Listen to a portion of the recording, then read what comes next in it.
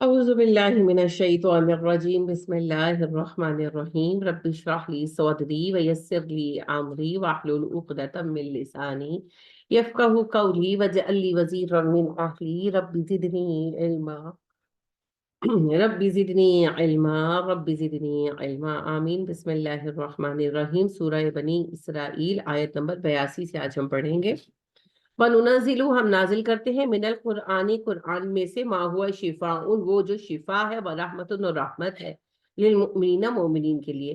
ہم قرآن اتار رہے ہیں وہ قرآن جس میں مومنوں کے لیے شفا ہے اور رحمت ہے۔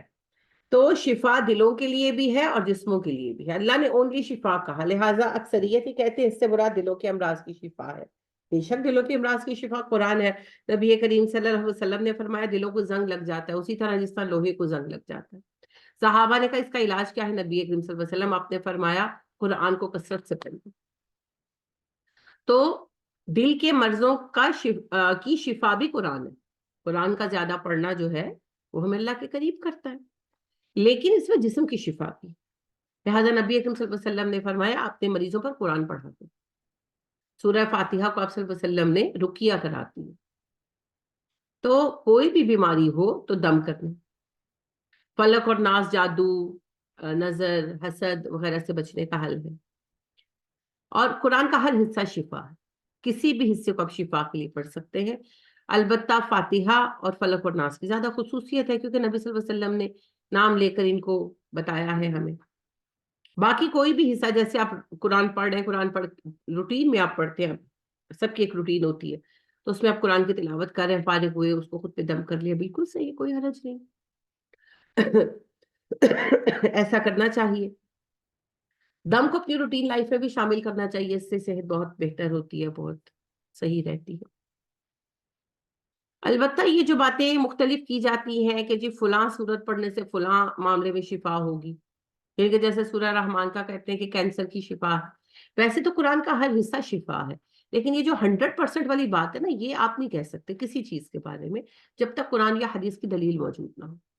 یہ اکثر آتا ہے ڈاکٹر کوئی بیان کر رہا ہے کہ ہمیں لگائی ہے سورہ رحمان تو پیشنٹ صحیح ہو گیا ہے، نیٹ پہ بھی اسی طرح ہی آ رہا ہے۔ دیکھیے پتہ کیا ہے، آپ دعوے نہیں کر سکتے کسی چیز کا، یعنی کہ 100% دعویٰ نہیں آپ کر سکتے۔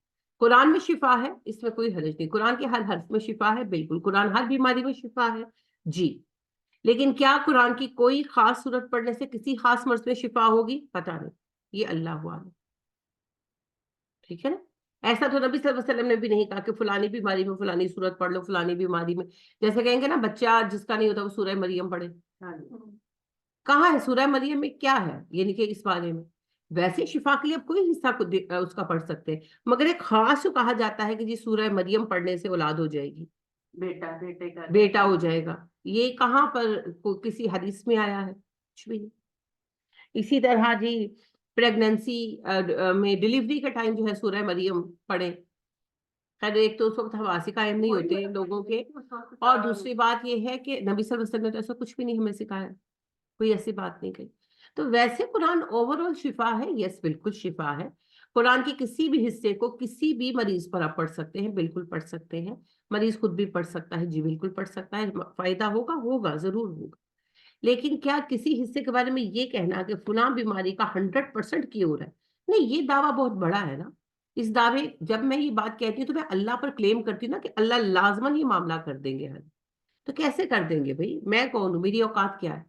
اللہ نے یہ بات تو نہیں کہی، نہ اللہ کے نبی صلی اللہ علیہ وسلم نے کہی، تو پھر میں کیسے اللہ کے بہاف پر کلیم کر سکتی ہوں کہ اس کام کو کرنے سے اللہ لازماً یہ کام کر کے دیں گے؟ وہ تو نبی صلی اللہ علیہ وسلم نے بھی نہیں کہا کبھی۔ یعنی آپ دیکھیں نبی صلی اللہ علیہ وسلم فرماتے ہیں کہ فلک اور ناس ہر چیز سے بچا لیں گے سوائے اللہ کے حکم کے، اللہ کی تقدیر کے، کہ اللہ کی تقدیر سے نہیں بچا سکتے، اگر کوئی چیز ہونی ہے وہ پھر ہو جائے گی۔ ہم تو وہ ایکسیپشن بھی نہیں رکھتے، ہم کہتے ہیں نہیں جی 100%، 100% کیسے بھائی؟ قرآن شفا ہے، آپ پڑھیں، دعا مانگیں، لیکن شفا ہوگی یا نہیں اللہ کو پتا ہے۔ اور کوئی خاص درد میں، کسی خاص بیماری میں، کسی خاص صورت کو علاج ہم تبھی قرار دے سکتے ہیں سرٹنٹی کے ساتھ جبکہ نبی کریم صلی اللہ علیہ وسلم سے حدیث آئی. Otherwise how we could be so certain? ہم اتنے شیور اتنے کنفرم کیسے ہو سکتے؟ اللہ نے تو کوئی وحی کسی پہ بھیج نہیں دی. دیکھیں نا، جیسے آپ ایک میڈیسن لیتے ہیں نا، پیناڈول ہے، یہ ایک کامن درد کی دوا ہے. آپ کو کہیں بھی جس میں درد ہے پیناڈول لے لیں گے انشاءاللہ نفع ہوگا. لیکن آپ کہیں کہ نہیں جی پیٹ درد میں ہر صورت میں پیناڈول سے شفا ہوگی، یہ بالکل غلط ہے. اور اگر ڈاکٹر کے پاس جائیں گے تو ڈاکٹر بھی اس بات کو سیکنڈ نہیں کرے گا، ہے نا. مختلف طرح کی سیویئر پینز کی پھر مختلف میڈیسنز ہیں جن پر پیناڈول اثر ہی نہیں کرتی. بالکل اسی طریقے سے قرآن کسی بھی چیز کے لیے شفا ہو سکتا ہے، اور قرآن کے ہر حصے کو آپ شفا کے لیے پڑھیں. لیکن اس طرح کے دعوے بالکل غلط ہو جاتے ہیں. پتہ ہوتا کیا ہے؟ پھر لوگوں کو جب نفع نہیں ہوتا تو پھر ان کا ایمان قرآن پر ڈاماڈول ہوتا ہے. اسی طرح بہت ساری چیزیں ہیں، جیسے مختلف دم بنائے ہوئے ہیں خود ساختہ. ایک تو حدیث سے ثابت ہے نا، ان پر تو بحث ہوگی ہی نہیں، وہ تو نبی صلی اللہ علیہ وسلم نے کہہ دیا.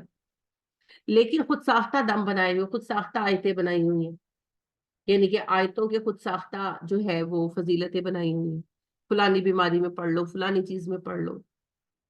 نہیں، ایسے نہیں کرنا. ویسے اوورال آپ قرآن فاتحہ سے لے کر ناس تک کسی بھی مقصد کے لیے کوئی بھی حصہ پڑھ سکتے ہیں. لیکن کسی بھی حصے کی کوئی خاص فضیلت جب ہم بیان کریں تو وہ فضیلت خود قرآن سے یا حدیث سے ثابت ہونی چاہیے. ہم اپنی طرف سے چیزوں کو نہیں کریں گے. فردر میں نے تو یہ دیکھا ہے کہ تلقین کرتے ہیں کہ عبد الباسط صاحب کی آواز میں ہی آپ قرآن سورہ رحمان سنیں گے تو فائدہ ہوگا. بھئی کیوں؟ نفع عبد الباسط کی آواز میں ہے کہ سورہ رحمان میں ہے؟ اس سے کوئی فرق نہیں پڑے گا. یہ کرتے ہیں وہ ڈاکٹر ہے ڈاکٹر جاوید، وہ یہی کرتے ہیں، وہ کلاس بھی دیتے ہیں رات کو نا، ہفتے کی رات یا تو پھر ایک اور منگل کو شاید دیتے ہیں. ان کی کلاس بھی ہوتی ہے، سارے ڈاکٹر آتے ہیں، پھر سورہ رحمان چلاتے ہیں. وہ کہتے ہیں صرف قاری عبد الباسط کی آواز میں ہی سنی ہے، کیونکہ ہم لوگ ادھر رہے ہیں نا تو ہم نے یہ والی چیز دیکھی ہے.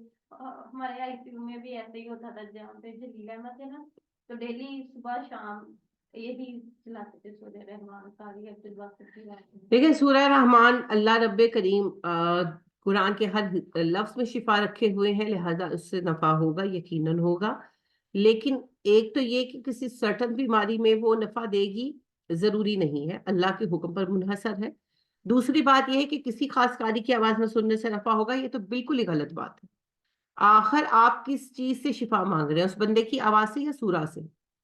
تو اس سورہ کو تو جو بھی پڑھے اس سے شفا ہوگی. یعنی کہ آج تک آپ نے دیکھا ہے کہ کسی ڈاکٹر نے یہ کہا ہو کہ بھئی پیناڈول کی گولی فلانے میڈیکل سٹور سے خریدو گے تو درد دور ہوگا، اگر کسی اور سے خریدا تو درد دور نہیں ہوگا؟ بھئی پیناڈول کی گولی جہاں سے بھی لیں گے وہ پیناڈول ہی ہے، اس کا وہی ایفیکٹ رہے گا، وہ چینج نہیں ہوگا. بالکل اسی طرح سورہ رحمان کی جو خوبیاں ہیں یا قرآن کی جو خوبیاں ہیں وہ قرآن کے اندر ہے، وہ کوئی بھی پڑھے گا اس سے نفع ہوگا. اگر آپ درد کی دعا کسی کرسچن کو سکھا دیں، یاد کرا دیں، اور وہ کرسچن اس کو پڑھے تو فائدہ ہوگا اس کو کہ نہیں ہوگا؟ سوچے. ہوگا. کیوں ہوگا؟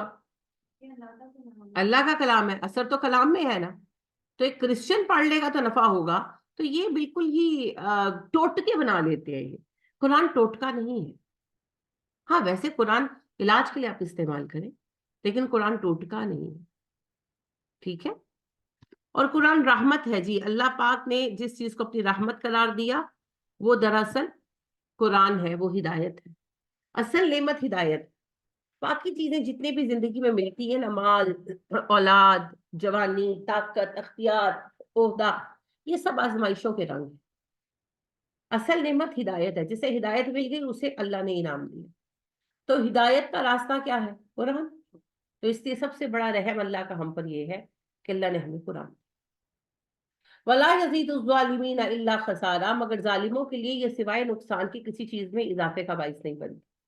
یعنی کہ قرآن تو اللہ کی کتاب ہے، ہدایت کا سبب ہے، اس میں شفا ہے، رحمت ہے.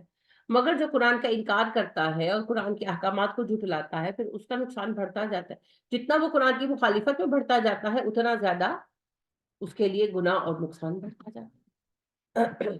وَإِذَا، اور جب انعمنا ہم انعام کرتے ہیں علی الانسان انسان پر، آرزا وہ اعراض کرتا ہے، وَنَأَى بِجَانِبِهِ اور دور کر دیتا ہے اپنا پہلو. فَإِذَا جب مسہو پہنچتے ہیں اس سے الشر تکلیف کا آنا یئوسا بہت مایوس ہو جاتا ہے. یعنی اللہ کہتے ہیں جب ہم انسان پر انعام کرتے ہیں اس کو خوشحال کر دیتے ہیں پیسہ دے دیتے ہیں تو وہ منہ موڑ جاتا ہے, وہ بھول جاتا ہے اللہ کا شکر ادا کرنا, اللہ سے غافل ہو جاتا ہے. اور جب مصیبت آتی ہے تب بھی اللہ یاد نہیں آتا نا, مایوس ہو جاتے ہیں. یہی تو کفر کے رویے ہیں. چاہے نام مسلمانوں والا رکھا ہو, آئی ڈی کارڈ میں مسلمان ہو, رویہ یہ ہو کہ پیسہ آ جائے تو متکبر ہو جائے, مصیبت آ جائے تو مایوس ہو جائے, تو یہ رویہ کافروں کا رویہ. مومن کے پاس جب پیسہ آتا ہے وہ شکر گزار ہوتا ہے, اور جب اس پر مشقت آتی ہے کوئی پریشانی آتی ہے وہ صبر سے کام لیتا ہے, اور ہر حال میں خوشی ہو یا مصیبت اللہ کے دامن سے بندھا رہتا ہے. ہم لوگ اللہ کا دامن ہی تو چھوڑ دیتے ہیں. کل کہہ دیجئے کلو یعمل علی شاکلتہ, سب چلتے رہو عمل کرتے رہو اپنے اپنے طریقوں پر. یعنی یا نبی صلی اللہ علیہ وسلم کہیں جس کو جو کرنا ہے کرے, شکر کرنا ہے شکر کرو, نہ شکرا بننا نہ شکرا بنو. اچھائی اور برائی کو بتا دیا ہے, ڈسیزن خود کرو کیا کرنا ہے. فَرَبُّكُمْ أَعْلَمُ, تمہارا رب اچھی طرح جانتا ہے, بِمَنْ هُوَ أَهْدَىٰ سَبِيلًا, اپنے راستے کے اعتبار سے کون ہدایت پر ہے. تمہارا رب بہتر جانتا ہے کہ کون ہدایت پر, راستے کے اعتبار سے. یعنی کہ کس کا راستہ ہدایت والا ہے یہ اللہ بہتر جانتا. مقصد یہ ہے, آپ دیکھیے نا, اپنے ہی لوگوں کی بات کریں. جو بندہ قرآن پر چل رہا ہے وہ تو سمجھتا ہے میں ہدایت پر ہوں. جو قرآن پر نہیں چل رہا, مسلمان ہوتے ہوئے بالکل مغرب کے رنگ میں رنگا ہوا ہے, وہ بھی سمجھتا ہے میں ہدایت پر ہوں. اور جو لوگ قرآن کو بیچ رہے ہیں بڑے بڑے عالم, وہ بھی اپنے آپ کو ہدایت پر مانتے ہیں, اور سب کا دعویٰ ہے کہ ہم ہی سیدھے رستے پر ہیں. تو اللہ کہتے ہیں یہ بحث ختم نہیں ہو سکتی. جس رستے کو اپنانا ہے اپناؤ اور چلو, میں فیصلہ کروں گا, اور میں جانتا ہوں کہ کون سیدھے رستے پر ہے کون غلط پر.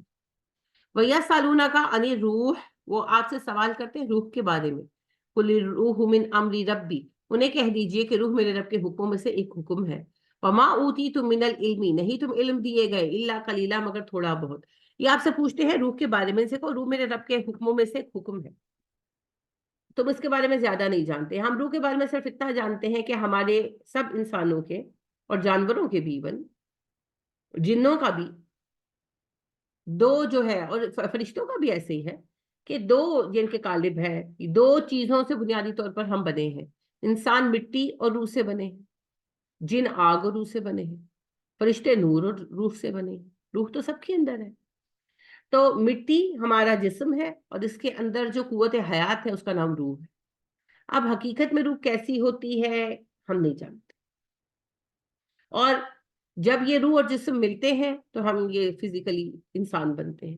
جب ہم مرتے ہیں تو موت کیا ہے, روح کا جسم سے الگ کر لیا جانا. روح نہیں مرے گی, روح عالم ارواح میں جائے گی, عالم ارواح میں روح پر ہی عذاب قبر اور ثواب قبر گزرے گا. پھر جب اینڈ آف ٹائم آئے گا, قیامت آئے گی, تو روحیں بھی ختم ہو جائے گی. پھر جب اللہ پیدا فرمائیں گے دوبارہ تو روح اور جسم دونوں کو پیدا کریں گے, اور ہم اسی حالت میں اٹھیں گے جس حالت میں اس وقت ہم آمنے سامنے بیٹھے, روح اور جسم کے ساتھ. اس سے زیادہ ہم روح کے بارے میں نہیں جانتے. روح کس چیز سے بنی ہے, روح کیسی ہے, وغیرہ وغیرہ, وہ سب ہمیں نہیں پتا, وہ اللہ کو. لہٰذا روح کے بارے میں جو بڑی بڑی باتیں کرتے ہیں, اور پھر ایک بڑے کانسیپٹ ہیں. اچھا, روح کے بارے میں یہ علم یقینی ہے کہ روح اللہ ہمارے جسم میں ڈالتے ہیں پیدائش کے وقت, اور جب ہم مرتے ہیں تو فرشتے وہ روح واپس لے جاتے. اگر وہ نیکوکار ہے تو علیین میں ہوگا, بدکار ہے تو سجین میں ہوگا. روح دنیا میں آزاد اور آوارہ نہیں گھومتی, نیک روح ہو یا بد, دنیا میں واپس کبھی نہیں آتی. ہاں, وہ نہیں آتی, وہ نہیں آتی. وہ نا ہندوؤں کی عقیدے ہیں, مانیتائیں ہیں جنہیں ہم نے مان لیا.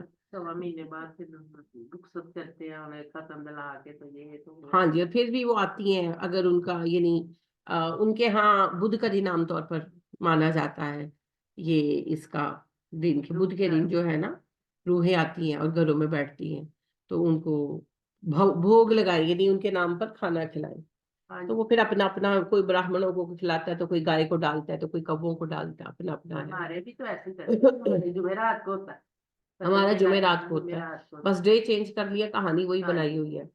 پھر سالانہ بھی وہ کرتے ہیں, اس کو پندان کہتے ہیں, کہ ہر سال ایک, یعنی کہ ان کا مخصوص دن آتا ہے, برسی, وہ کلیکٹیو کرتے ہیں, یعنی کہ الگ الگ برسیاں نہیں کرتے, ان کا خاص ایک دن ہوتا ہے ایک تہوار کا دن ہوتا ہے جس پر وہ پھر اپنی فیملی کا پنڈدان کرتے ہیں. جیسے ہمارے یہاں اکثر ایسا رجب میں کرتے ہیں، قبروں وغیرہ پہ جاتے ہیں، رجب میں کہ شبان میں، محرم محرم میں، کہ وہ جا کر قبروں کی وہ دیکھ کرتے ہیں اور پھر جا کر وہ لیپ شیپ کرتے ہیں.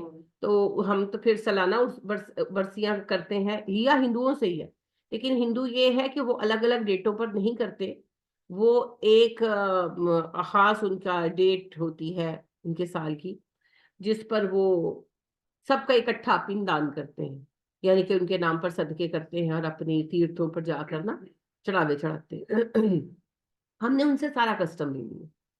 پھر اس کے علاوہ ہندوؤں میں بھی یہ پایا جاتا ہے کہ بدروہیں دنیا میں پھرتی ہے، تو یہ دیوالی کی رسم یہیں سے آئی ہے. اس کے بیک گراؤنڈ میں یہ ہے. اور جو انگریز ہیں یعنی کہ عیسائی جو ہیں، ان میں بھی یہ پایا جاتا ہے کہ بدروہیں آتی ہیں دنیا میں اور لوگوں کو اپنا شکار کرتی، تو ان میں بھی ہیلوئین نائٹ اسی سے منائی جاتی ہے. تو یہ ساری مسکنسیپشنز ہیں. روح دنیا میں کسی حال میں دوبارہ نہیں آتی. ٹھیک ہے، تو روحوں کو لے کر جتنے بھی کانسیپٹ ہیں وہ سب غلط ہے. یہ علم ہمیں دیا گیا ہے. باقی روح کیسے بنی وغیرہ وغیرہ، اس کی شکل کیسی ہے، وہ کس روپ میں ہمارے جسم میں ہوتی ہے وغیرہ، یہ سب ہم نہیں جانتے. یہ قیامت کے دن شاید پتہ چلے گا. لہٰذا اللہ کہتے ہیں تمہیں بہت تھوڑا پتا ہے. وَلَئِنْ البتہ شینا ہم چاہے لنذهبن ہم ضرور لے جائیں بالذی اسے جو اوحینا وحی کی ہم نے الیکا آپ پر، ثم پھر لا تجد لک بہ علینا وکیلا آپ ہمارے خلاف کوئی مددگار نہیں پائیں گے. اے نبی صلی اللہ علیہ وسلم اگر ہم چاہیں تو جو وحی ہم نے آپ کو کی ہے واپس لے لیں. اگر ہم ایسا کر لیں تو آپ کسی کو ہمارے مد مقابل اپنا مددگار نہیں بنا سکتے. نبی کریم صلی اللہ علیہ وسلم کو یہ بات کہنے کا مقصد یہ نہیں کہ آپ کو کہہ رہے، اللہ ہمیں بتا رہے ہیں. آپ دیکھیں نا، میں جب پہلے پڑھتی تھی میں کہتی تھی اللہ نے ایسی باتیں کیوں کہی ہیں نبی صلی اللہ علیہ وسلم کو. وہ تو بڑے ہی شکر گزار انسان تھے. وہ ایکچولی کہتے ہیں کہنا تینوں سنانا نون ہوں، یہ ہمیں سنائی گئی ہیں. ہم نے نبی صلی اللہ علیہ وسلم کے معاملے میں مبالغہ کیا نا. نبی صلی اللہ علیہ وسلم کی ذات کو ہم نے اتنا بڑھایا اتنا بڑھایا اتنا بڑھایا کہ شرک پیدا کر لیا. اور آپ صلی اللہ علیہ وسلم کے بعد پھر ہر دوسرے نیک بندے کو ہم نے ایک بابا بنا دیا ہے، اور شرک پر شرک شرک پر شرک ہو رہا ہے. تو اللہ سبحانہ و تعالیٰ اسی بارے میں کہہ رہے ہیں کہ آپ نبی ہیں، میں نے آپ کو نبی بنایا ہے. اگر میں نبوت واپس لے لوں تو کیا ہوگا؟ کچھ بھی نہیں. جو دے سکتا ہے وہ لے بھی سکتا ہے نا. فرض کریں کہ آپ کسی آفس میں جاب کرتے ہو اور آپ کو وہاں کا جنرل مینیجر بنا دے مالک، تو وہ دوبارہ آپ کو ہٹا سکتا ہے کہ نہیں ہٹا سکتا؟ ہٹا سکتا ہے نا، کیونکہ مالک تو مالک ہی ہے. آپ جنرل مینیجر بن گئے پر رہیں گے تو اس کے ملازم ہی. اسی طرح دنیا میں سب سے بڑا عہدہ نبوت ہے، لیکن مالک تو اللہ ہے نا. اللہ جسے نبی بنا سکتا ہے اسے نبوت چھین بھی سکتا ہے، وہ الگ بات ہے. کبھی کسی نبی سے نبوت واپس نہیں لی گئی، ماشاءاللہ کسی نبی نے ایسا موقع ہی نہیں آنے دیا. لیکن اللہ بتا ہی رہے ہیں کہ مالک میں ہوں، رب میں ہوں. آپ میرے نبی ہیں، سب سے بڑی پوسٹ آپ کے پاس ہے، مگر ہیں آپ میرے بندے ہی. تو ایکچولی نبی صلی اللہ علیہ وسلم کو بتانا مقصود نہیں، یہ ہم جیسے لوگوں کو بتانا مقصود ہے جو آج بیٹھ کر عجیب عجیب باتیں کرتے ہیں. آپ دیکھیں طاہر القادری کتنے بڑے عالم ہیں، تو انہوں نے 2-3 سال پہلے ان کا پوسٹر چھپا، یہ جی میلاد مصطفیٰ ربیع الاول میں، تو اس پر شعر لکھا گیا تھا،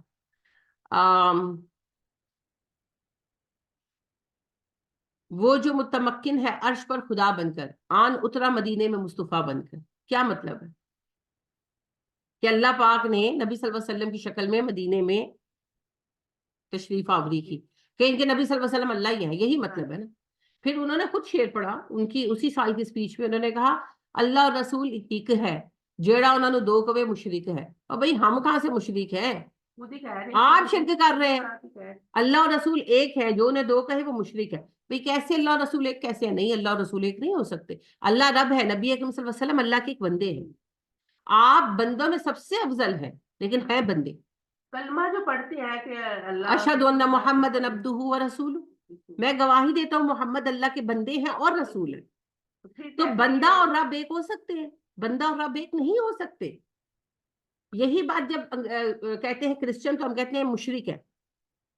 یہی کہتے ہیں نا، وہ باپ بیٹا بنا دیتے ہیں. حضرت عیسیٰ علیہ السلام کو اللہ کا بیٹا بنا دیتے ہیں، تو اللہ کی ذات میں شریک کرتے ہیں. تو لہٰذا ہم کہتے ہیں مشرک ہے، وہ ہے مشرک. مگر جب ہم کہیں تو ہم مشرک نہیں، انا للہ و انا الیہ راجعون، اور کتنی ہی ایسی اور باتیں. تو لہٰذا یہ باتیں اس طرح کی آیتیں ایکچولی نبی صلی اللہ علیہ وسلم کے لیے نہیں تھی. آپ صلی اللہ علیہ وسلم تو بالکل سیدھا سوچتے تھے، یہ ہم جیسے لوگوں کے لیے تھی کہ جب قرآن پڑھیں تو ذہن میں بات آ جائے کہ نبوت اللہ نے دی ہے اور اللہ جب چاہے واپس دے سکتے.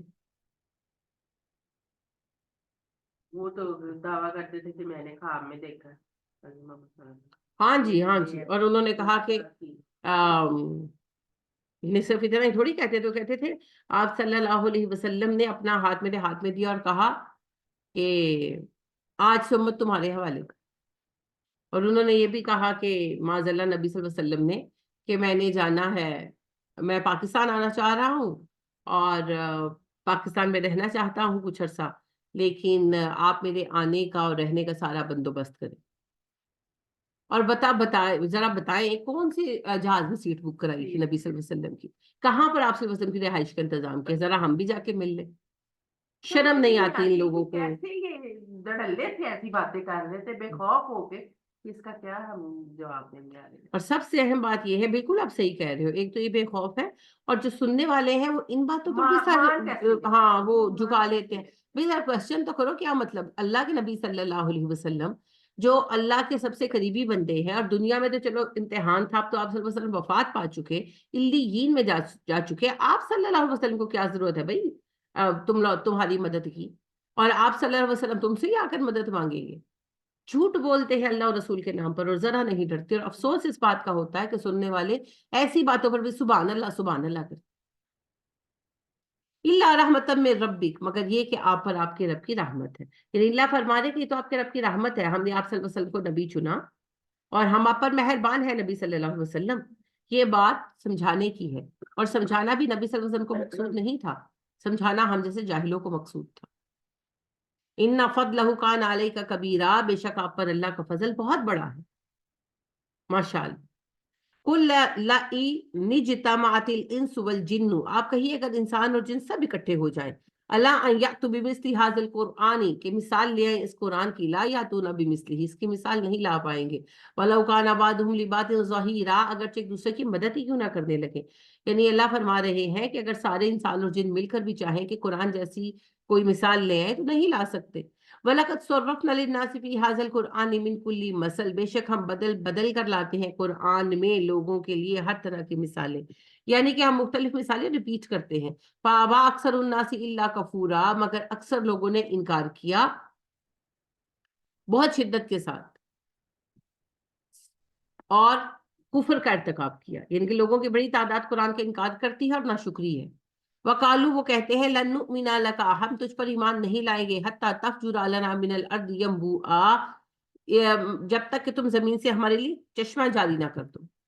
او تکون لک جنت من نخیل، یا تمہارا باغ ہو کھجوروں کا، وعنب، انگوروں کا، فجر الانہارا، تم جاری کرو نہریں، خلالہا، اس کے مابین، تفجیرا، زمین کو پھاڑتے ہوئے نکلے. او تسقط السماء، یا گرا دے آسمان کا ٹکڑا، کما زعمت علینا، جیسا تو دعویٰ کرتا ہے ہم لوگوں کے اوپر کی، سفن ٹکڑے ٹکڑے ہو جائے، آسمان گر پڑے ہم پر. او تاتیا، یا لے آئے، باللہ، اللہ کو، والملائکتی، فرشتوں کو، قبیلہ سامنے، یا اللہ فرشتے ہماری نظروں کے سامنے آ جائیں. او یکون لک بیت من زخرف، یا تیرا گھر ہو جائے سونے کا بنا ہوا. او ترک فی السماء، یا تو آسمان پر چڑھ کر دکھا. ولن نؤمن لرقیک، ہم تو تیرے چڑھنے کا بھی اعتبار نہیں کریں گے، یعنی آپ صلی اللہ علیہ وسلم کے چڑھ کر جانے کا بھی ہم بھروسہ نہیں کریں گے، حتی تنزل علینا کتابا نقرؤہ، جب تک کہ آپ ایسی کتاب ہم پر نہ اتار لائیں جسے ہم ہاتھوں میں پکڑ کر پڑھیں، یعنی لکھی ہوئی بک نہ لائیں. قل سبحان ربی هل كنت الا بشر رسولا، اے نبی صلی اللہ علیہ وسلم فرما دیجئے میرا رب پاک ہے، میں تو صرف ایک انسان ہوں اور ایک رسول. اوکے، یہ معجزوں کی ڈیمانڈ تھی. نبی اکرم صلی اللہ علیہ وسلم کے ساتھ بات کی کفار مکہ نے، بڑے بڑے سردار آپس میں ملے، ڈسکشن کیا. آپ صلی اللہ علیہ وسلم کی تبلیغ کا شروع کا دور تھا، 5واں 6واں سال تھا مکہ میں. تو آپ صلی اللہ علیہ وسلم کو بلایا، کہا کہ آؤ ہم سے بات کرو، کعبے میں ہم تمہارے ساتھ میٹنگ کرنا چاہتے ہیں. کوئی اہم معاملہ ہوتا تھا نا تو کعبے کا کمرہ کھول کر اندر بیٹھ کر میٹنگ کرتے تھے. تو یہ بیٹھ گئے اور وہاں پر ڈسکشن ہونے لگی، باتیں ہونے لگی. پہلے تو کعبے میں دروازہ نہیں لگا ہوا تھا، ویسے ہی کھلا ہوتا تھا. اچھا، یہ بیٹھ گئے، باتیں ہونے لگی. نبی صلی اللہ علیہ وسلم آ گئے अस्तगफिरुल्लाह। तो बैठकर बातें होने लगी तो कहने लगे कि मोहम्मद हमारी कुछ डिमांड्स है, कोई एक डिमांड पूरी कर दो। तो फिर ये शराइत रखी कि हमारा इलाका बड़ा बंजर है, चश्मे निकल आए यहाँ पे, या फिर तुम्हारा सोने का घर बन जाए, या देखते देखते एक बाग उगाए तुम्हारे लिए, या फिर हम आसमान पर जाएं और आसमान को देख कर आए, या तुम आसमान पर जाओ और हमारे लिए एक लिखी हुई तहरीरी किताब लेकर आ जाओ। और अगर तुम ये सब नहीं कर सकते तो बस फिर हम तुम्हें नबी नहीं मानेंगे, इनके कोई इनमें से कोई एक मोजिजा दिखाओ। आप सल्लल्लाहु अलैहि वसल्लम ने अल्लाह से दुआ की, ये हदीस में बाकायदा इस पर तफसीली बात है। आप सल्लल्लाहु अलैहि वसल्लम ने अल्लाह से दुआ की। अल्लाह पाक ने आपको दो ऑप्शंस दिए कि मोजिजा तो मैं दिखा दूंगा, लेकिन अगर ये मोजिजा देख कर ईमान ना लाए तो फिर ऐसा अजाब आएगा कि इनकी नस्ल खत्म हो जाएगी और इनकी मोहलत मैं मोजिजे के साथ खत्म करती हूँ। और अगर आप मोजिजा ना मांग मिलने पर सब्र करें, जाहिर है फिर बातें सुननी पड़ती ना। डिमांड की गई कि अगर नबी हो तो मोजा दिखाओ, मोजा नहीं दिखाए तो मतलब ये कि तुम नबी नहीं हो, तो फिर आप सल्लल्लाहु अलैहि वसल्लम को टॉन्ट करते हैं ना।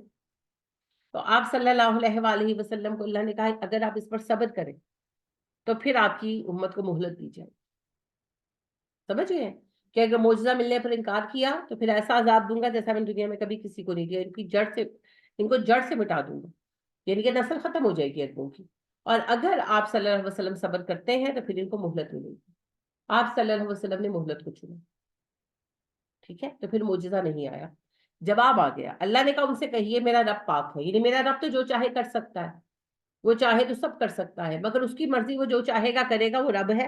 मैं दुआ कर सकता हूँ, मैं अपना हुक्म नहीं मनवा सकता। यहाँ तो हर बाबा जाके मनवा लेता है, अस्तगफिरुल्लाह रब्बी, हर बाबा जी। लिहाजा वो कहते हैं कोकब नूरानी साहब कि अब्दुल कादिर जिलानी के पास, ये तो मैं कह रही हूँ ना, गौसे आजम है वो, तो कहते हैं उनके पास ये एक औरत आई, कहने लगी कि मेरी औलाद नहीं है, तुम मेरे लिए दुआ करें। तो वो कहने लगे कि बीबी तुम्हारा बेटा होगा। तो अल्लाह पाक ने कहा कि मैंने इसके लिए औलाद नहीं लिखी। तो गुस्सा आ गया अब्दुल कादिर को, तो वो कहने लगे दो बेटे होंगे। तो अल्लाह ने कहा कि मैंने इसके लिए औलाद नहीं लिखी। तो गुस्सा आ गया, ये और गुस्सा चढ़ गया। तो उन्होंने कहा तीन बेटे होंगे। तो अल्लाह पाक ने कहा मैंने इसके लिए औलाद नहीं लिखी। तो कहने लगे चार बेटे होंगे। तो अल्लाह ने कहा अच्छा अच्छा चलो चार पे बात खत्म करो, अब और ना कहना। कौन मजबूर है? अल्लाह। इनके तो हर बाबे के सामने अल्लाह मजबूर है। लिहाजा वो मुस्तफाई साहब, क्या मुस्तफाई नाम है उनका, वो फरमाते हैं कि जुनैद बगदादी साहब का धोबी मर गया और उसको कब्र में दफन किया गया। तो जब फरिश्ते हिसाब लेने के लिए आए तो वो जो धोबी था, तो वो कहने लगे कि मन रब्बू का, तो कहने लगा मैं जुनैद का धोबी हूँ। तो माँ दीनों का, तो मैं जुनैद का धोबी हूँ। तो इस तरह तो वो फिर जो है जुनैद बगदादी जी कब्र में आ गए। लंबी कहानी है, मैं शॉर्ट कर रही हूँ। तो उन्होंने कहा तुम हिसाब भी ले सकती, तो मेरा धोबी है। तो उन्होंने कहा अल्लाह जी ये हिसाब ही लेने दे। तो अल्लाह ने कहा जी मैं कुछ नहीं कर सकता, ये तो जुनैद का मामला है। इन्ना लिल्लाहि व इन्ना इलैहि राजिऊन।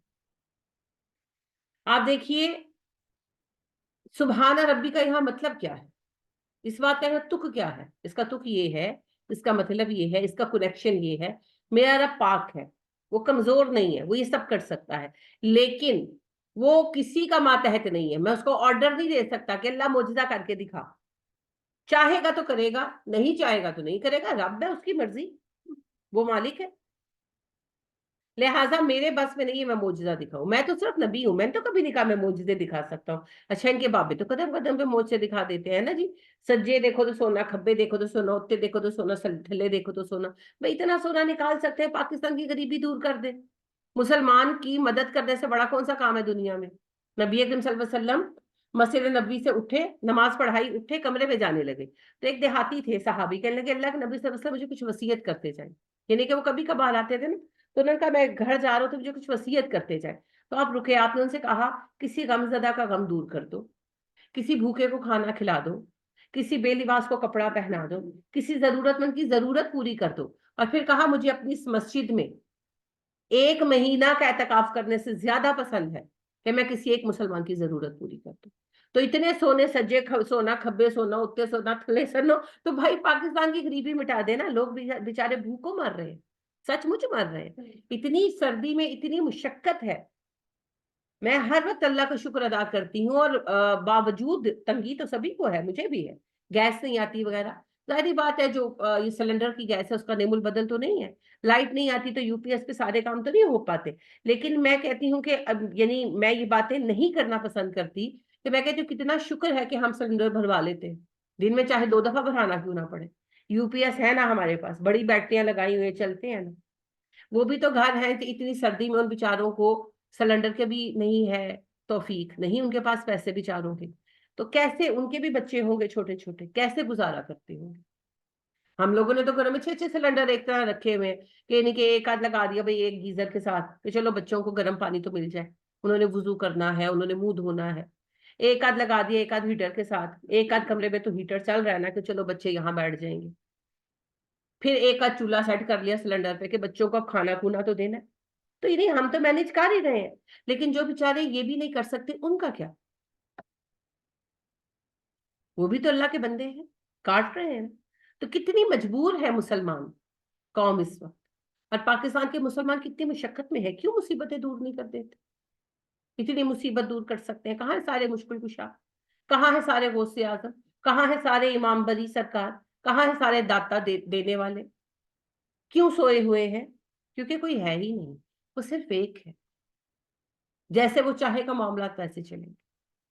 तो लिहाजा नबी सल्लल्लाहु अलैहि वसल्लम ने कहा, मैं कोई मोजज़ा नहीं दिखा सकता।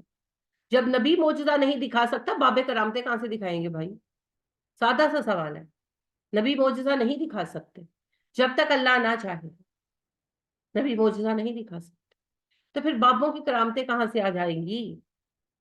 लिहाजा मेरा रब तो पाक है, वो कोई, उसमें कोई कमजोरी नहीं है, वो जो चाहे दिखा सकता है मोजज़ा, लेकिन जब वो चाहेगा मोजज़ा तब होगा, उसको कोई मजबूर भी नहीं कर सकता।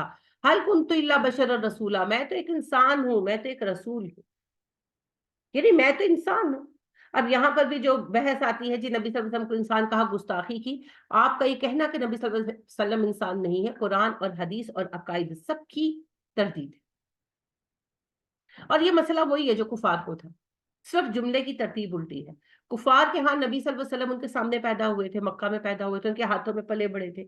मक्का में कौन रहते थे? आपके सारे चाचे ही थे, ये इनके कोई सगे और कोई रिश्ते के खानदान था ना, सारे कजन्स थे, चचा थे, उनके हाथों में पले बड़े थे, उन्होंने आपको बड़े होते देखा था, आपके माँ बाप को जानते थे, फैमिली को जानते थे।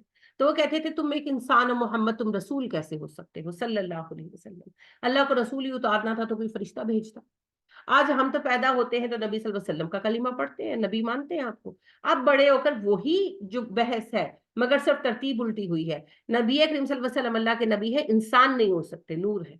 बात वही है, सिर्फ जुमले की तरतीब उल्टी है। वो ये कहते थे कि तुम इंसान हो, तुम नबी कैसे हो सकते? हम कहते हैं वो नबी है, वो इंसान कैसे हो सकते? खोती बोर्ड थले है, मुंह सज्जे खब्बे है बस। भैया वो इंसान भी थे और रसूल भी, देख लीजिए, बशर और रसूला, मैं एक बशर हूं और मैं एक रसूल हूं। रिसालत मिलनी ही इंसानों को थी, और किसी मखलूक को रिसालत नहीं दी।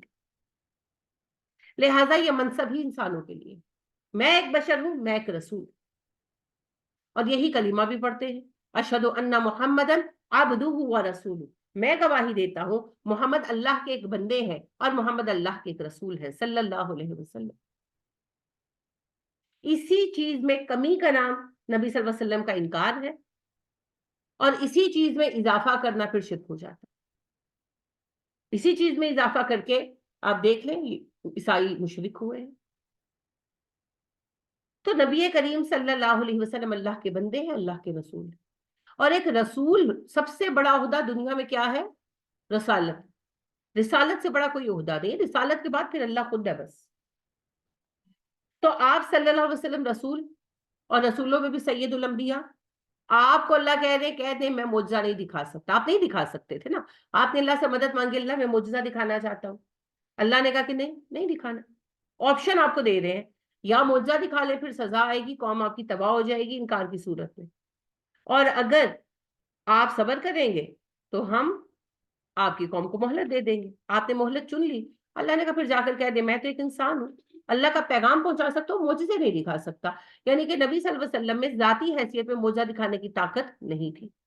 तो फिर बाबों में कहां से आ गई भाई? किसी बाबे में मोजिज़ा दिखाने की कोई ताकत नहीं, करामत दिखाने की। कोई ताकत नहीं। तो जितने वाक्य आप सुनते हैं सारे झूठ हैं। और अगर आप कभी देखें ना तो सारे वाक्य घूम घुमा कर हिंदुओं से लिए हुए हैं, उन्हीं के किस्से हैं सारे, बस हमने नाम उनके जो है ना वो बाबों के साथ जोड़कर तो किस्सों को चेंज कर दिया। तो सारे ड्रामेबाजी हैं जी।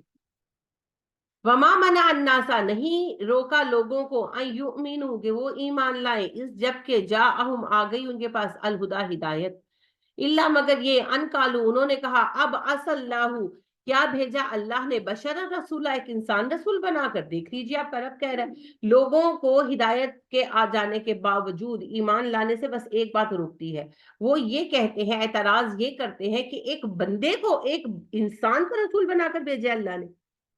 मैंने आपसे कहा ना एतराज वही है, फर्क सिर्फ ये है कि वो आप सल्लल्लाहु अलैहि वसल्लम को इंसान देख रहे थे आंखों के सामने, तो वो कहते थे तुम इंसान हो, तुम रसूल नहीं हो सकते। अब हम आप सल्लल्लाहु अलैहि वसल्लम को रसूल तो बचपन से मानते हैं, तो फिर हम कहते हैं नहीं नहीं आप रसूल है, आप इंसान नहीं हो सकते।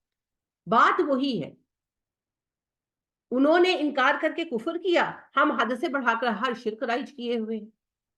और आप सल्लल्लाहु अलैहि वसल्लम खुद दुआ मांगा करते थे, बुखारी में रिवायत मौजूद है और मुस्लिम में भी, और मैं हैरान होती थी कि आप ऐसा क्यों कहते थे, लेकिन ये मुझे बड़े होकर समझ आई कि आप दुआ मांगा करते थे कि अल्लाह मेरी कब्र को बुत न बनने देना।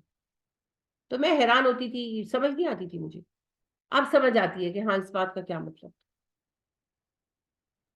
और आप सल्लल्लाहु अलैहि वसल्लम ने वसीयत भी की उम्मत को, एक से जायद बार, हज के मौके पर भी की, आखिरी दिन जब सहाबा से बात की तब भी की, बार बार जिंदगी में कई बार की, मेरा रुतबा हद से ना बढ़ाना, मुझे सिर्फ अल्लाह का बंदा और रसूल कहते रहे।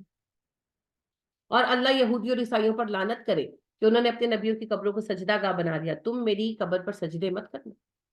ये बात बार बार कही है आपने, और आखिरी दफा जब कही ना, जिसको आखिरी चहारशंबा भी कहते हैं, आखिरी बुध, बुध का दिन था, इत्तफाक था, तो आप सल्लल्लाहु अलैहि वसल्लम ने लास्ट टाइम सहाबा से बात की, उसके बाद सहाबा से कभी बात नहीं की, इनकी आपकी हालत बहुत बिगड़ गई थी।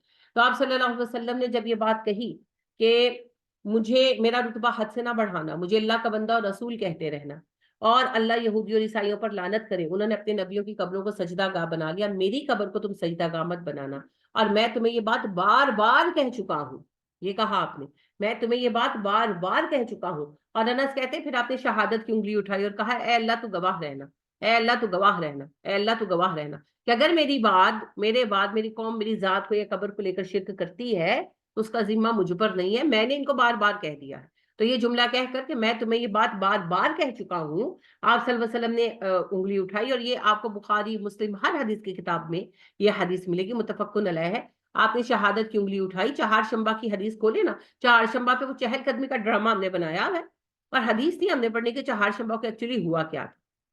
जहां आपने कोई चहलकदमी नहीं की थी, आप में ताकत ही नहीं थी। आप सल्लल्लाहु अलैहि वसल्लम की कमजोरी का हाल ये था कि आप सल्लल्लाहु अलैहि वसल्लम ने कहा मुझे मस्जिद में ले जाओ, उठकर आने की ताकत नहीं थी, बस आपकी गशी खत्म हुई, बेहोशी उतरी, तो आपने कमरे का पर्दा हटाया तो नमाज हो रही थी zuhur की, तो आप सल्लल्लाहु अलैहि वसल्लम ने कहा मुझे मस्जिद में ले जाओ, खुद जाने की ताकत नहीं थी। अली और अब्बास रजी अल्लाह ताला अन्हुमा आपके पास मौजूद थे, 5-6 सहाबी रुक जाते थे, जमात हो जाती थी फिर वो अपनी छोटी जमात कर लेते थे, क्योंकि आपकी देखभाल भी करनी थी। तो अली और अब्बास रजी अल्लाह ताला अन्हुमा ने आप सल्लल्लाहु अलैहि वसल्लम की बगलों में हाथ डाल के आपको सहारा दिया और लेकर गए। तो अम्मा कहती है मैं बैठी देख रही थी, आप सल्लल्लाहु अलैहि वसल्लम के पैर उल्टे ऐसे घिसिट रहे थे और आपके अंगूठों से जमीन पर लकीरें बनती जा रही थी, यानी आप में इतनी ताकत नहीं थी कि आप अपना पैर सीधा कर पाते। चहलकदमी करने गए थे आप, कोई चहलकदमी करने नहीं गए थे। और वही है ना कि वो जी आखिरी बुध को निकल जाते हैं चहलकदमियां करने, हदीस पढ़े बैठ करके, आखिरी चहार शंबा जिसको कहते हैं उस दिन हुआ क्या। तो आप सल्लल्लाहु अलैहि वसल्लम मस्जिद में थोड़ी देर बैठे और बस सहाबा से आखिरी बार बात की है आपने, उसके बाद सहाबा कहते हैं हमने आप सल्लल्लाहु अलैहि वसल्लम के साथ कोई बात नहीं की। तो वो आपकी आखिरी बात थी, और आखिरी बात में भी आपने यही तलकीन की, और फिर ये तलकीन करके कहा बाकायदा कि मैं तुम्हें इस बात से बार बार आगाह कर चुका हूं, और फिर शहादत की उंगली उठाकर 3 बार कहा ए अल्लाह तू गवाह रहना, ए अल्लाह तू गवाह रहना, ए अल्लाह तू गवाह रहना, 3 बार कहा। तो ये जी बड़ा ही जुल्म है, और नबी सल्लल्लाहु अलैहि वसल्लम की जात से कहानी बनाते हैं और फिर आगे सारे बाबों के लिए दलील खड़ी करते हैं। आप क्या कह रही थी? मैं यही कहना चाह रही थी कि इतनी सख्ती ना हो उधर, तो हम लोग कसर तो कोई ना छोड़े। अल्लाह ताला से दुआ मांगी हुई थी उन्होंने, तो अल्लाह ताला ने ये दुआ ये कबूल दुआ की। कबूल की है, वरना वाकई हम अगर अगर खुदा ना खास्ता ہماری حکومت وہاں پر آ جائے تو ہم تو وہاں پر پتہ نہیں استغفر اللہ کیا کرنے لگے کیا ہیں، کرنے کیا لگے کرنے لگے۔ کیا کرنے لگے، صحیح کہہ رہی ہیں آپ، پتہ نہیں ہم کیا کرنے لگے۔ دنیا وہ وقت دیکھ چکی ہے، آپ دیکھیں کہ جب عثمانیوں کے پاس آئی ہے، ترکوں کے پاس، اس وقت خلافت عثمانیہ کے پاس خلافت آئی ہے، تو حرمین بھی ان کے قبضے میں آئے ہیں، تو انہوں نے کعبے کی 4 دیواروں کے آگے 4 جماعتیں کھڑی ہوتی تھی۔ یہ اتنا تکلیف دہ معاملہ ہے، آپ سوچیں کہ کیا منظر پیش کیا ہوگا اسلام کا انہوں نے۔ اور شرک بھی ویسے بہت عام ہو گیا تھا مکہ میں، اور خاص طور پر مدینہ میں۔ اللہ نے دعا نبی صلی اللہ علیہ وسلم کی رکھی، لہٰذا کوئی زیادہ تو کچھ نہیں ہو پایا، لیکن نبی صلی اللہ علیہ وسلم کی قبر پر جانا اور وہاں پر وہ اونچی اونچی وہ نعتیں پڑھنا، یہ چیزیں تو وہاں پر ہو گئی تھی، لیکن یہ ہے کہ مدینے میں بہت شرک ہو گیا تھا، حرمین میں ہو گیا تھا، خاص طور پر مدینے میں۔ مکہ میں بھی تھا مگر صحابہ زیادہ تھے مدینے میں نا، تو ان کی قبریں اور یہ اور وہ اور پورے عرب میں۔ یہ تو پھر جب عربوں نے حکومت واپس لی ہے تو محمد بن عبد الوہاب جو تھے، پھر انہوں نے دوبارہ اسٹیبلش کیا ہے توحید، اسی لیے تو محمد بن عبد الوہاب کو گالیاں دیتے ہیں، اور ان کی چڑ میں ہمیں وہابی کہتے ہیں، جو توحید کی بات کرتے ہیں اس کو وہابی کہتے ہیں، ان کی چڑ میں کہتے ہیں۔ ان کا نام تھا محمد، اپنا نام تو محمد تھا، ابا کا نام عبد الوہاب تھا، عالم تھے محمد بن عبد الوہاب، تو بہت فیمس تھے ماشاءاللہ۔ تو سعود بن عبد العزیز نے ان سے مدد مانگی تھی کہ مجھے مذہبی رہنما کی حیثیت سے سپورٹ کرے، تو انہوں نے کنڈیشن رکھی کہ میں تمہیں سپورٹ کروں گا، لیکن سیاست تمہاری اور دین کے معاملات میرا خاندان دیکھے گا، اس میں آپ ہمیں سپورٹ کریں گے، انٹرفیئر نہیں کریں گے۔ تو انہوں نے یہ بات طے کر لی، انہیں آل شیخ کہتے ہیں، شیخ کہتے ہیں نا استاد کو، ٹیچر کو، تو آل شیخ، تو وہ یہ پھر پیکٹ ہو گیا ان کے درمیان۔ تو آج تک حرمین کے معاملات وہی دیکھتے ہیں۔ پھر انہوں نے بہت کام کیا، بہت کام کیا اس بندے نے، جتنا بڑا کام اللہ نے ان سے لیا ہے، پتہ نہیں اللہ ان کو کیا اجر دیں گے۔ اور اللہ کرے، میں کہتی ہوں جو خوش بختی محمد بن عبد الوہاب کے حصے میں وہاں پر آئی، پاکستان میں میرے حصے میں آئے، اللہ مجھے وہ طاقت عطا کرے، یہ سارے جو قبریں ہیں نا، مقبرے ہیں، یہ ختم کر کے، یہ ساری جو ہیں مقبرے گرا کر اور قبریں شفٹ کر کے اللہ کی مساجد آباد کر سکوں میں۔ اللہ مجھے اس کی توفیق دے اور توحید کو ویسے کھڑا کروں جیسے کبھی محمد بن عبد الوہاب نے کیا تھا۔ بہت بڑا کام ہے، تو لیکن جس کے لیے اللہ آسان کرتا، آسان ہو جاتا۔ تو بڑی آج تک آپ دیکھیں، آج تک گالیاں دیتے ہیں زبان سے، کیا کتابوں میں لکھ کر دیتے ہیں کہ جی وہ ایسا تھا، وہ ویسا تھا، نہیں، اس بندے نے دین کو دوبارہ کھڑا کیا وہاں۔ تو اگر اللہ معاف فرمائے کچھ زمانہ اور مل جاتا تو پھر پتہ نہیں ہم کیا رنگ دیکھتے، بس اللہ آسانی کرتے۔ بہرحال نبی کریم صلی اللہ علیہ وسلم سے اللہ فرما رہے ہیں کہ ہدایت کا انکار یہ صرف اس وجہ سے کر رہے ہیں کہ انہیں برداشت نہیں ہوتا۔ ان کا اعتراض یہ نہیں ہے کہ آپ میں کوئی خرابی ہے، ان کا اعتراض یہ ہے کہ تم ایک انسان ہو، تم رسول بنا دیے گئے۔ اور آج بھی اعتراض وہی ہے، لو رسول کوئی انسان ہوتا ہے، رسول بشر ہوتا ہے، تم تو گستاخ رسول ہو۔ نہیں جی، ہم گستاخ رسول نہیں ہیں، آپ ہیں اللہ سبحانہ و تعالیٰ کے کتاب کے بھی انکاری، حدیث کے بھی انکاری، اور آپ عقیدہ رسالت کا بھی دراصل انکار کر رہے ہیں۔ ہم نہیں گستاخ رسول، الحمدللہ۔ کل کہہ دیجئے لو کان فی الارض ملائکۃ یمشون مطمئنین، اگر زمین میں فرشتے چلتے پھرتے اطمینان کے ساتھ، لنزلنا علیہم من السماء ملکا رسولا، ہم ان پر آسمان سے فرشتہ رسول بنا کر اتار دیتے۔ اگر زمین میں فرشتے بستے تو ہم فرشتوں کو رسول بناتے، مگر چونکہ زمین میں انسان آباد ہے تو رسول بھی کون آئے گا؟ انسان۔ کل کہیے کفا باللہ شہیدا بینی و بینکم، میرے تمہارے درمیان گواہی اللہ کی کافی ہے۔ انہ کان بعبادہ خبیرا بصیرا، وہ اپنے بندوں سے باخبر بھی ہے اور انہیں دیکھتا بھی ہے، یعنی اللہ کافی ہے اس گواہی کے لیے کہ میں رسول ہوں۔ تم نہیں مانتے، نہ مانو۔ ومن یہد اللہ فہو المہتدی، ہدایت اسے ہی ملے گی جسے اللہ ہدایت دے، ومن یضلل، جسے وہ گمراہی کے لیے چھوڑ دے، فلن تجد لہم اولیاء من دونہ، تو اللہ کے سوا آپ اس کا کوئی سرپرست نہیں پائیں گے۔ مطلب یہ ہے کہ ہدایت کس کو ملنی ہے کس کو نہیں، اس کا فیصلہ اللہ نے کرنا ہے۔ اس کی میں کئی بار آپ کو مثال دے چکی ہوں، پھر دوں گی کہ نبی صلی اللہ علیہ وسلم نے کہا اللہ عمر بن ہشام اور عمر بن خطاب، ان دونوں میں سے کسی ایک کو مسلمان کر کے اسلام کو شوقت دے۔ اللہ نے عمر بن خطاب کو چنا، عمر بن ہشام کو ریجیکٹ کر دیا۔ یہ ریجیکشن اور سلیکشن دل کی کیفیت پر ہوتی، تو لہٰذا دل کا معاملہ اللہ کی طرف ہے۔ اصل میں کون سا کام کون کس لیے کرتا ہے یہ اللہ جانتا ہے نا۔ یعنی جیسے میں قرآن پڑھا رہی ہوں، بظاہر سب کو پتا ہے کہ بہت اچھا کام کر رہی ہوں، مگر میرے دل میں کیا نیت ہے وہ تو اللہ کو پتا ہے۔ خدا نہ خواستہ، اللہ نہ کرے، اگر میری نیت دنیا کمانے کی یا شہرت پانے کی ہو تو وہ تو اللہ کو پتا ہے، آپ کو تو نہیں پتا۔ لہذا اللہ ہی پھر چنتا ہے ان معاملات کے لیے انسانوں کو. وَنَحْشُرُهُمْ يَوْمَ الْقِيَامَةِ عَلَى وُجُوهِهِمْ عُمْيًا وَبُكْمًا وَصُمًّا، اور ہم انہیں اکٹھا کریں گے قیامت کے دن اور ان کے چہروں کے بل پر اندھا گونگا بہرا بنا کر. یعنی کہ قیامت کے دن جب اٹھائے جائیں گے تو جو اپنی آنکھیں کان بند کیے ہوئے ہیں وہ اسی طرح اٹھائے بھی جائیں گے، اندھے گونگے بہرے بنا کر اٹھائے جائیں گے. اللہ معاف کرے، ٹھوکریں کھاتے رہیں گے اور کہیں گے کہ اللہ ہمیں کیوں اندھا گونگا بہرا بنایا گیا. اللہ کہیں گے دنیا میں تم نے آنکھیں کان بند کر رکھے تھے نا، جب ضرورت تھی. تو آج کیا ضرورت ہے؟ اب رہنے دو، اب تو ضرورت ہی نہیں ہے ان صلاحیتوں کی، تو سزا ہوگی نا. یہ مأواہم جہنم، ان کا ٹھکانہ جہنم ہوگا. کلما خبت زدناہم سعیرا، جب وہ دھیمی ہونے لگے گی ہم آگ کو ان پر اور بھڑکا دیں گے. ذالک جزاؤہم، یہ ان کا بدلہ ہے، بانہم کفروا، کیونکہ انہوں نے انکار کیا بھی آیاتنا، ہماری آیتوں کا. وقالو، وہ کہتے تھے، اذا کننا عظاما ورفاتا، کہ جب ہماری ہڈیاں گل جائیں گی، بکھر جائیں گی، آئندہ لمبعوثون خلقا جدیدا، ہم نئی مخلوق بنا کر کھڑے کیے جائیں گے. یعنی عقیدہ آخرت کے بارے میں کہتے ہیں اچھا مر جائیں گے، ہڈیاں بھی چورا چورا ہو جائیں گے، اللہ نئے سرے سے پیدا کرے گا. یہ کیسی ہو سکتا ہے؟ اولم یروا ان اللہ الذی، کیا انہوں نے کبھی غور نہیں کیا اللہ وہ رب ہے، خلق السماوات والارض، جس نے آسمان و زمین تخلیق کیے، قادر، وہ پوری قدرت رکھتا ہے، الا ان یخلق مثلہم، کہ دوبارہ ان کی مثال پیدا کر دے. جس رب نے ایک بار بنایا آسمان و زمین کو دوبارہ بنا دے گا.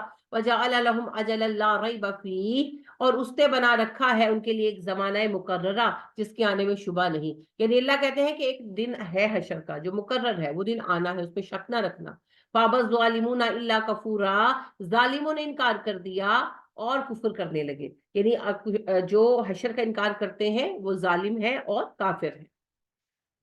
کل کہہ دیجئے لو انتم تملکون خزائن رحمت ربی، اگر تم مالک بن جاؤ میرے رب کے خزانوں کے، اذا امسکتم خشیت الانفاق، تو تم تو انہیں خرچ ہو جانے کے ڈر سے روک کر بیٹھ جاؤ. یعنی کہ وہ کہتے ہیں نا کہ تم کیسے نبی بن گئے، تو اللہ پاک کہتے ہیں کہ تمہیں مالک بنایا ہوا میں نے، تم نے ڈیسائیڈ کرنا ہے، میں مالک ہوں، میں ڈیسائیڈ کرتا ہوں. اگر میں اپنے خزانے تمہیں دے دوں تو تم تو ان کے ختم ہو جانے کے خوف سے خرچ ہی نہ کرو. وَقَانَ الْإِنسَانُ قَتُورًا، انسان بڑا بخیل ہے، بڑا کنجوس ہے. وَلَقَدْ آتَيْنَا مُوسَىٰ 9 آیَاتٍ بَيِّنَاتٍ، ہم نے موسیٰ کو 9 واضح نشانیاں دی تھیں. اب یہ بات اس ریفرنس میں ہے کہ آپ کو معجزہ نہیں دیں گے نا ہم ابھی ان کو. نبی صلی اللہ علیہ وسلم سے صحابہ کے مابین کئی معجزے ہوئے ہیں. کفار مکہ کے سامنے 2 سے زیادہ معجزات نہیں آئے، ایک شق القمر کا اور دوسرا آپ صلی اللہ علیہ وسلم کا معراج کا. اس کا بھی تو انکار کر دیا، وہ مانے، وہ بھی تو نہیں مانے. تو باقی معجزے جو انہوں نے ڈیمانڈ کیے تھے اللہ نے منع فرما دیا. لیکن صحابہ میں بہت سارے معجزے ہیں آپ صلی اللہ علیہ وسلم کے، بہت سارے.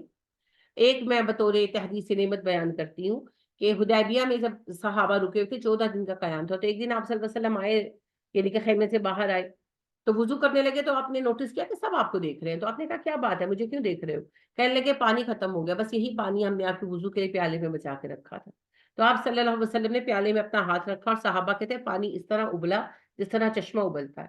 تو ہم نے اپنے مشکیزیں برتن سب بھر لیے. تو جب پانی بھر لیا سارا تو پھر آپ صلی اللہ علیہ وسلم نے ہاتھ ہٹایا تو پیالے میں تو نہیں پانی تھا جتنا کہ پہلے تھا، اور آپ صلی اللہ علیہ وسلم نے پھر وضو کیا اور وہ پانی ختم ہو گیا.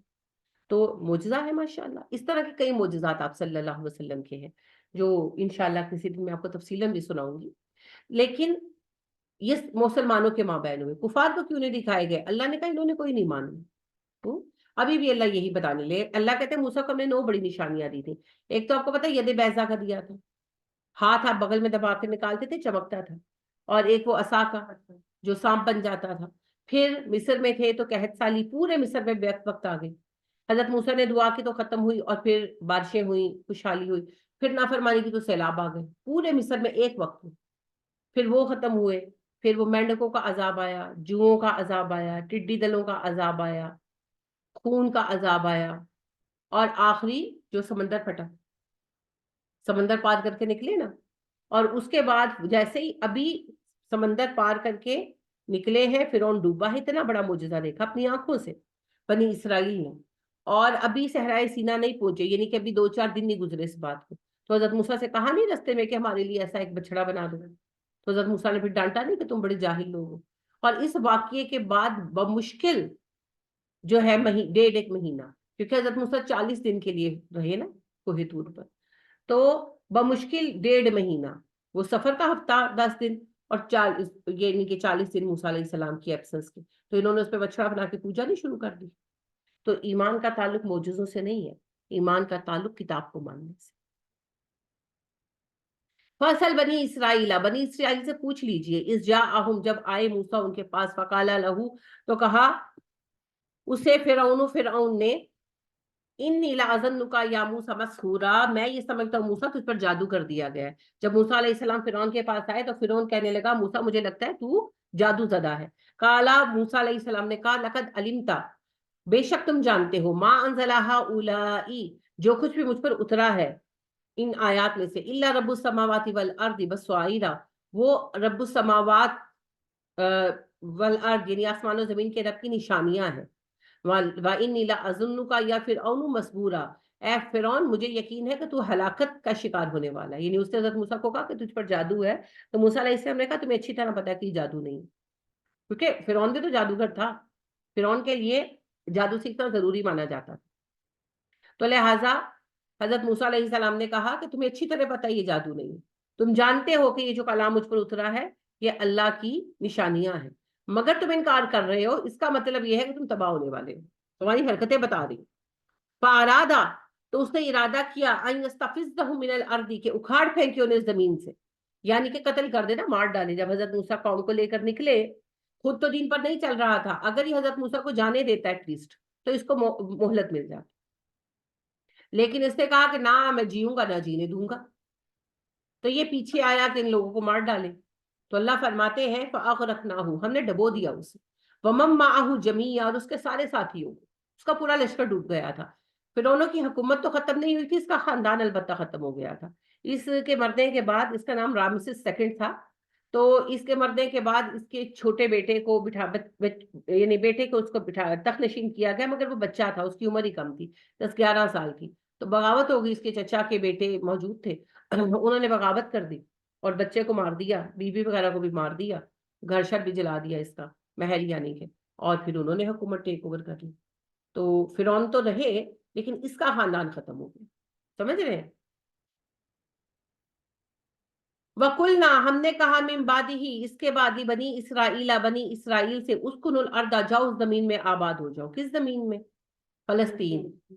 फैजा जा आवादुल आखिराती, फिर जब आएगा हमारा दूसरा वादा, जिना बिकुम लफीफा, हम ले आएंगे तुम्हें इकट्ठा करके। आखिरत का वक्त जब आएगा, हम तुम सबको इकट्ठा हाजिर करेंगे। कौम फिरौन भी होगी, बनी इसराइली भी होंगे और हम भी होंगे। वबिल बिलहक की अंज़लनाहु, हक के साथ हमने इस कुरान को उतारा है, वबिल हक की नज़ल, और हक ही लेकर ही उतरा है। इसका नजूल भी हक के साथ था, और इसके नाजल करने का मकसद भी हक को साबित करना है। वमा अरसलनाका इल्ला मुबश्शिरन व नज़ीरा, ए नबी हमने आपको भेजा है खुशखबरियां सुनाने वाला, आगाह करने वाला बना। यानी आप सल्लल्लाहु अलैहि वसल्लम मोजिज़ा दिखाने नहीं, मोजिज़ा जो है ना वो करतब नहीं है, वो किसी का दिल खुश करने के लिए नहीं दिखाया जाता। मोजिज़ा तो दलील है, अगर अल्लाह चाहे तो किसी को दे। लिहाजा बात यह है, नबी अकरम सल्लल्लाहु अलैहि वसल्लम का सबसे बड़ा मोजिज़ा तो खुद कुरान है, फिर आप सल्लल्लाहु अलैहि वसल्लम का किरदार, इससे बड़ा क्या मोजिज़ा। और फिर सहाबा में जो चेंज ओवरनाइट आ रहा था, जो मुसलमान हो रहे थे, उनमें जो अजीम तब्दीली आ रही थी, वो नजर नहीं आ रही थी। ये सब मोजिज़ात थे, देखना चाहते। वो कुरानन, और ये कुरान जो है, फरकनाहु, हमने अलग अलग हिस्से कर दिए इसके लिए, तक़राअहु, ताकि आप इसे पढ़ें, अलन्नासी, लोगों पर, अला मुक्तिन, ठहर ठहर कर, व नज़्ज़लनाहु तंज़ीला, हमने इसे उतारा है थोड़ा थोड़ा करके। कुरान को हमने मुख्तलिफ हिस्सों में उतारा, कुरान एकदम नहीं ना उतरा। एतराज करते थे यहूद, कहते थे कि जी कुरान जो है ना, तो रैत तो देखो इकट्ठी आ गई थी, कुरान क्यों इकट्ठा नहीं आया। तो अल्लाह ने कहा हमने कुरान को हिस्सा हिस्सा करके उतारा है, ताकि बार बार पढ़ने से लोगों को याद हो, और एक काम करें, एक हुक्म पर अमल करें, फिर अगले पर चले, आसानी हो जाए। और कुरान का नजूल तंजील में है, यानी कि थोड़ा थोड़ा करके।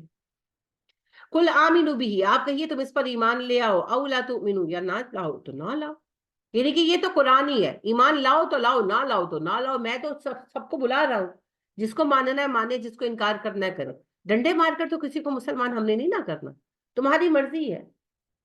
इन्नल लज़ीना उतुल इल्म मिन क़ब्लिही, बेशक वो लोग जिससे पहले इल्म वाले थे, इज़ा युतला अलैहिम, जब इन पर पढ़ा जाता है कुरान, यखिरूना, वो गिर पड़ते हैं, लिल अज़कानी, थोड़ियों के बल, सुज्जदन सजदों में, वयकूलूना पुकार उठते हैं, सुबहाना रब्बिना, पाक है हमारा रब, इनका नवादू रब्बिना लमफूला, हमारे रब का वादा तो पूरा होकर रहेगा, वयखिरून लिल अस्कानी, वो गिर पड़ते हैं थोड़ियों के बल, यबकूना रोते हैं, वयजीदुहुम खुशूआ, और उनका खुशू इससे बढ़ जाता है।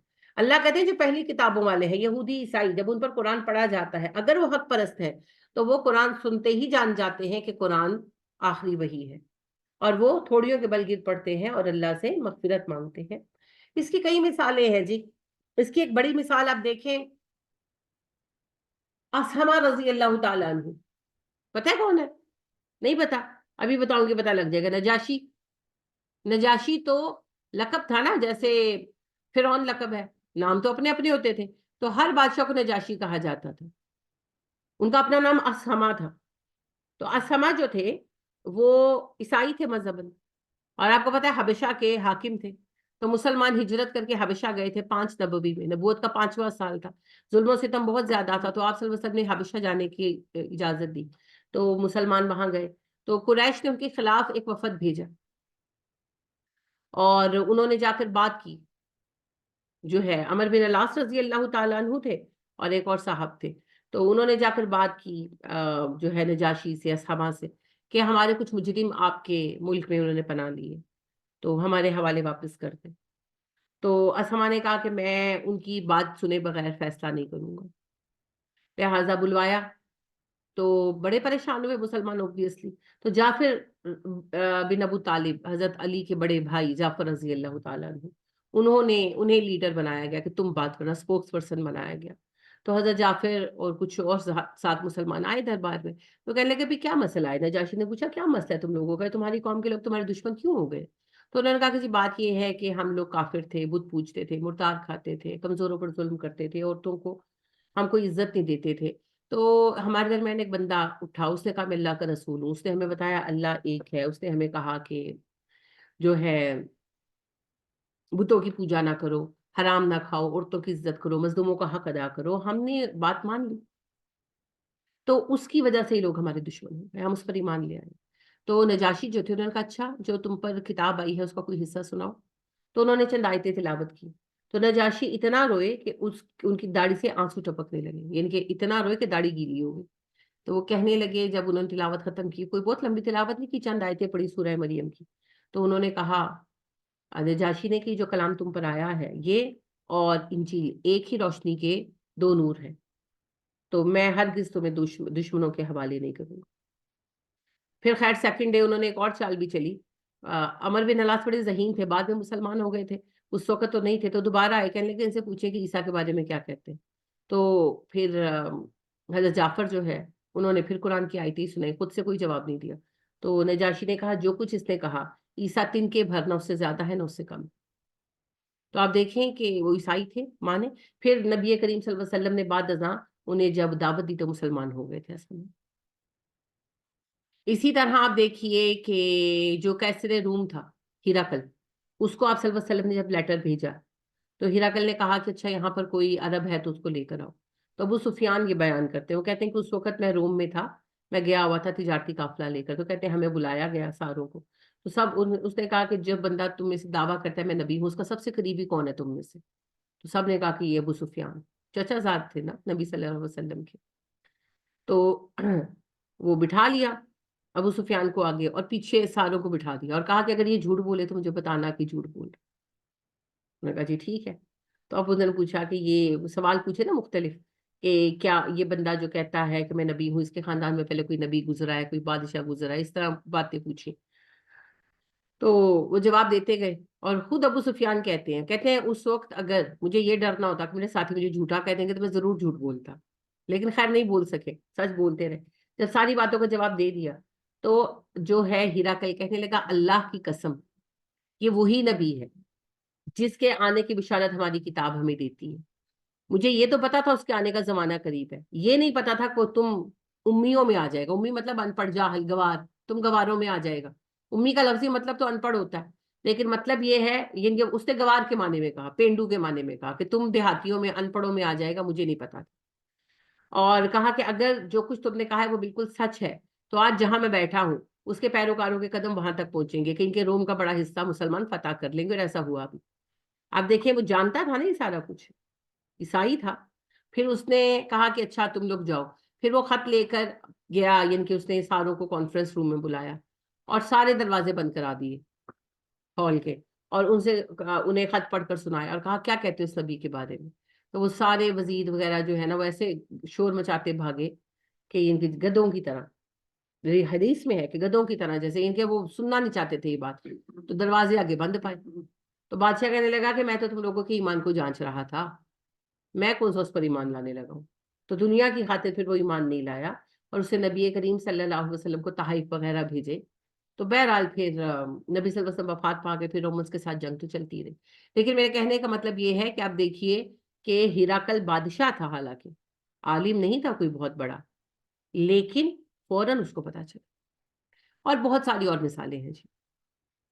تو لہٰذا اللہ فرماتے ہیں کہ اگر پیش کیا جائے نا قرآن اہل کتاب پر، تو اہل کتاب سجدوں میں گر پڑتے ہیں، بشرطے کہ وہ دل کے اچھے ہوں نا، ورنہ پھر کیا ہے کہ انکار کر دیتے ہیں ضد کی وجہ سے یا اپنے مفاد کی وجہ سے. قُلِ ادْعُوا اللَّهَ، کہیں اللہ کو پکارو، عبد الرحمن یا رحمان کو پکارو، ایک ہی بات ہے، اللہ کہو رحمان کہو، سارے اچھے نام اللہ سبحانہ و تعالیٰ کے ہی ہے نا. نبی کریم صلی اللہ علیہ وسلم رحمان کا لفظ استعمال کرتے، یہ خود بھی کرتے تھے، عبد الرحمن عام نام تھا، مگر چڑھتے تھے، چڑھتے بہت تھے. جو ہے جب سورہ رحمان نازل ہوئی ہے نا، قرآن سننا نہیں چاہتے تھے تو چڑھ جاتے تھے باتوں سے. تو قرآن جب سورہ رحمان اتری ہے تو عبداللہ بن مسعود رضی اللہ تعالی عنہ جو ہے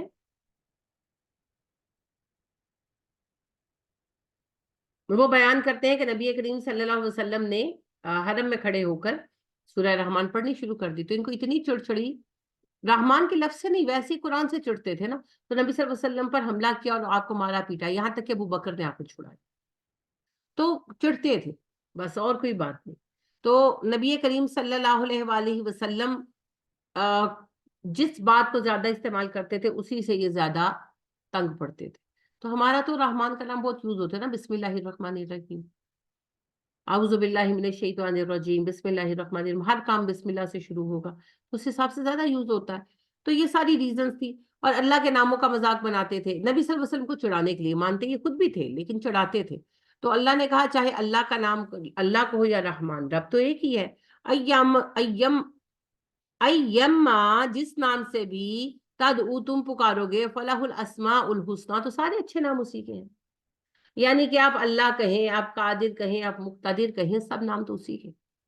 اللہ کہتے ہیں اس کے تو سارے نام اچھے، کسی نام سے پکار دو، فرق نہیں پڑتا. ولا تجہر بصلاتک، نہ اپنی آواز بلند کیجئے نماز میں، ولا تخافت بها، نہ بالکل دبا لیجئے، وابتغی بین ذلک سبیلا، بالکل درمیان کا رستہ اپنائیے. یعنی کہ جب آپ نماز میں قرات کریں تو نہ تو اتنی اونچی کریں کہ لوگوں کو سونا مشکل ہو جائے یا کام کرنا مشکل ہو جائے، نہ ہی بالکل کم آواز میں کریں، منہ میں جس کو کہتے ہیں پڑھنا، اتنی آواز ہونی چاہیے کہ آپ کے کان سن سکیں. ٹھیک ہے. وَقُلِ الْحَمْدُ لِلَّهِ الَّذِي، اور کہیے کہ سب تعریف اللہ کے لیے ہے، وہ رب جس نے لم یتخذ ولدا، نہیں بنایا کوئی بچہ، کوئی اولاد، ولم یکن لہ شریک فی الملک، اس کی بادشاہت میں کوئی شریک نہیں ہے، ولم یکن لہ ولی من الذل، اور نہیں ہے کوئی اس کی مددگار اس کی کمزوری کی وجہ سے، وکبرہ تکبیرا، اور اس کی بڑھائی بیان کیجئے، خوب بڑھائی بیان کرنا. کتنی پیاری صورت ہے نا، آیت ہے یہ توحید پر. اس پر دعا بھی ہے. نبی کریم صلی اللہ علیہ وآلہ وسلم گزرے ایک صحابی کے پاس سے، ابو ہریرہ رضی اللہ تعالیٰ عنہ راوی ہیں، وہ کہتے ہیں کہ مدینہ کے بازار سے گزرے، ایک صحابی بیٹھے تھے، تو کمزور سے بیمار سے نظر آ رہے تھے، رنگ بھی پیلا پڑا ہوا تھا. آپ نے پوچھا کیا ہوا آپ کو؟ تو وہ کہنے لگے کہ اللہ کے نبی صلی اللہ علیہ وسلم میں بیمار بھی ہوں اور میرے پاس پیسے بھی نہیں. تو آپ نے کہا میں آپ کو اللہ کا ایسا ذکر نہ سکھاؤں کہ اس کے کرنے سے اللہ آپ کو صحت بھی دے اور رزق بھی. اور پھر آپ صلی اللہ علیہ وسلم نے دعا سکھائی، الحمد للہ الذی لم یتخذ ولدا ولم یکن لہ شریک فی الملک ولم یکن لہ ولی من الذل وکبرہ تکبیرا. تو یہ ویسے بھی دعا ہے تو اس کو یوں بھی پڑھیے. اس میں صرف 2 لفظوں کا اضافہ ہے شروع میں، توکلت علی الحی الذی، یعنی یہ جو دعا ہے نا اس کے پہلے 3 لفظ وقل الحمد للہ یہ چینج ہو جائیں گے، لگے گا توکلت علی الحی الذی، توکلت علی الحی الذی، میں بھروسہ کرتا ہوں اس ذات پر جو حی ہے.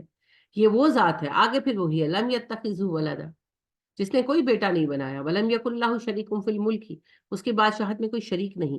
ولم یکن لہ ولی من الذل, اور کوئی اس کی کمزوری کی وجہ سے مددگار نہیں ہے اس کا. وکبرہ تکبیرا, اس کی بڑائی خوب بیان کیجیے. توکلت علی الحی الذی لا یموت الحمدللہ الذی لم یتخذ ولدا. اچھا ہاں, دو لفظ ہو رہے ہیں اصل میں, اوپر نیچے دونوں پڑھی ہے نا. توکلت علی الحی الذی لا یموت الحمدللہ الذی, الحمدللہ سے سارا شروع ہوگا, شروع میں یہ لائن ایڈ ہوگی, اس کو ری مارک کر لیجئے. توکلت علی الحی الذی لا یموت, توکلت علی الحی الذی لا یموت, پھر آگے یہی دعا الحمدللہ الذی سے شروع ہو جائے گی تکبیرات. ٹھیک ہے, تو بڑی خوبصورت آیت ہے, آپ ایز اٹ از بھی پڑھیں تو بھی بڑی خوبصورت آیت ہے. اللہ کا بہترین ذکروں میں سے ایک ذکر ہے یہ. تو اللہ ہمیں توفیق عطا فرمائے. آپ نے دیکھا کہ بنی اسرائیل بہت مشہور سورت ہے نا, اور اس کے کئی وظیفے بھی ملتے ہیں, بڑا نام چلتا ہے بنی اسرائیل. لیکن آپ یہ دیکھیے کہ اس سورت کا بنیادی موضوع توحید ہے, یہ ساری سورت توحید پر. تو اللہ ہمیں توحید کو قائم کرنے کی توفیق عطا کرے, کیونکہ توحید سب سے اہم چیز ہے. اللہ برکت عطا فرمائے, آمین. سبحانک اللہم و بحمدک ونشہد ان لا الہ الا انت ونستغفرک ونتوب الیک. السلام علیکم ورحمۃ اللہ.